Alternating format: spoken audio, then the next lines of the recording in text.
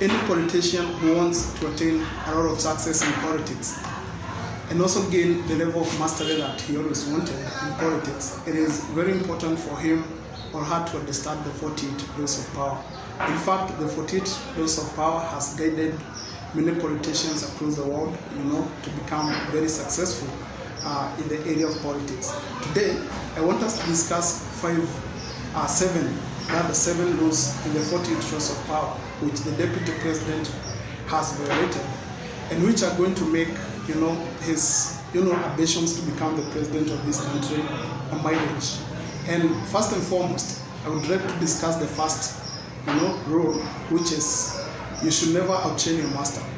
And what I mean by this is that you should always try, to make your masters comfortably superior at all times.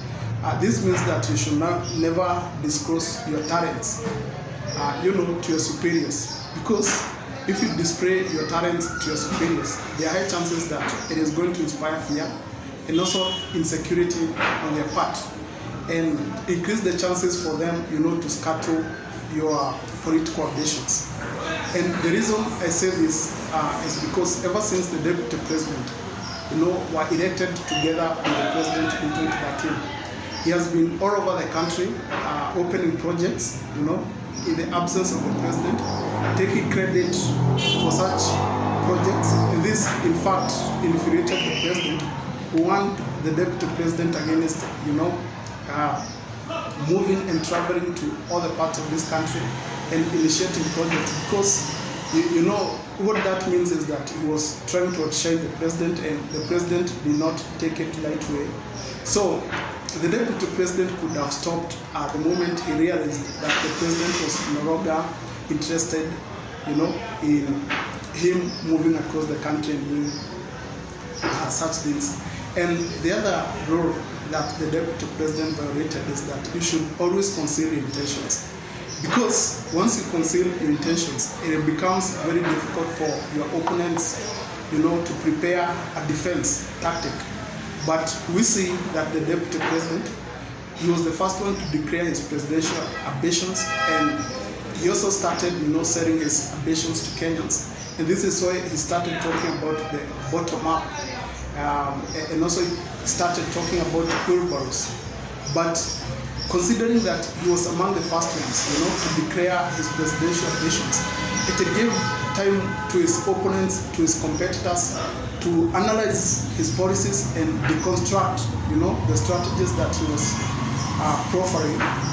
And this is why there are very many weaknesses which have been, identified on his policies and ideologies which he was pushing, and hoping that he would ride on them to become, the president. And it has reached a point where many Kenyans are stopping and thinking, is this really, do we really need the wheelbarrow narrative? Is it a good narrative for us? And we see that such a narrative is likely, to counter the deputy president and also make it difficult for him to become the president. And the other rule that the deputy president, has violated is that always say less than is necessary. And what I mean by this is that, when you talk too much, it gives your opponents and competitors, a chance to analyze you and realize the weaknesses in what you're saying, and hence attack you on that basis and make it impossible, for you to become the president. And for this point, I would like mostly to address the lieutenants of the deputy president. And for example, Oscar Sudi is one of the close, associates of the deputy president. But this man, Oscar Sudi, has been all over the press, all over the country, attacking the president on various issues, be it drug, be it, acquiring wealth.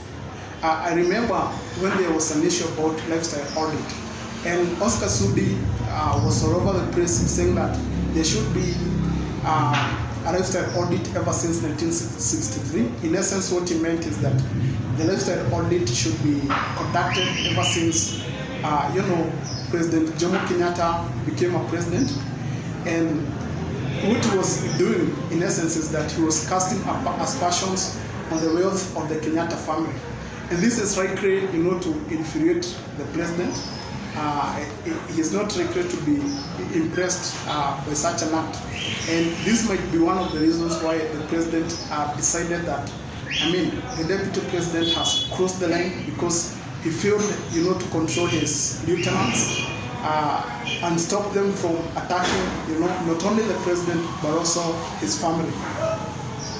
And the other rule which the deputy president failed, to understand is that it is always necessary to use the surrender tactic, in politics. And what I mean by this is that, when the deputy president realized that there was a fallout between him and the president, the reasonable thing for him to have done at that point in time was that he should have taken a step back, wait for the situation to cool, and then revive, his presidential ambitions later. But nevertheless, the deputy president, persisted. He continued, doing the things which were not impressing the president, and this infuriated the president even more, to the extent where the president made the drastic decision to support someone else except the deputy president, despite the fact that he had promised the deputy president already that he was gonna support him. And the other rule in the 48 rules of power which the deputy president violated is that you should always keep your hands clean. And what I mean by this is that, in politics, it is not a good idea for you to have a tainted image.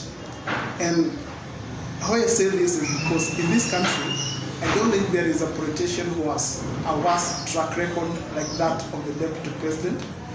He has been accused of corruption scandals all over the place. Charges were preferred against him at the ICC for having committed crimes against humanity, and many other crimes, which have either been conducted by his associates. For instance, if you look at Jacob Juma, before his demise, he indicated that the deputy president was actually interested in taking away his wife. And true to form, Jacob Juma died a few days after making that prediction. And the other rule in the 48 rules of power that the deputy president violated is that you should always plan ahead.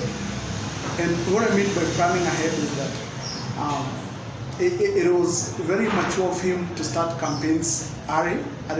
He should have waited, at least 1 year to the election time for him to commence campaigning. But starting to campaign way too early, it was like he was setting a trap himself, and he is going to fall into that trap, and hence, make it impossible for him to become, the president. That's all we have for today. And if you have an interest in this kind of content, please take a second to subscribe and also like the channel. The thing about liking this channel is that it will be suggested to other people who have an interest in this kind of content, and hence helping the growth of this channel. Okay, see you in the next video.